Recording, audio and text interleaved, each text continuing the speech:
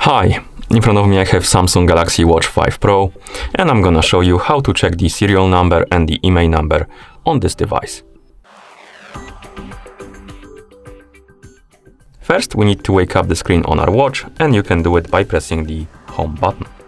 Once you wake up the screen, we need to open the settings. To do it, swipe up on the screen to open the up menu, then scroll through the menu, find the settings icon and tap on it.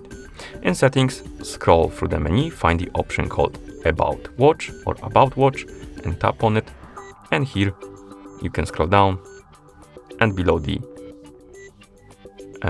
model number we have the serial number right here.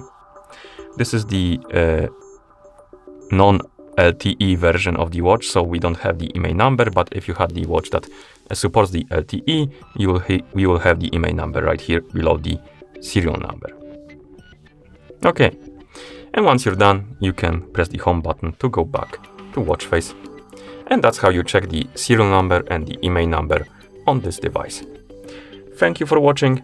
If you found this video helpful, please consider subscribing to our channel and leaving the like on the video.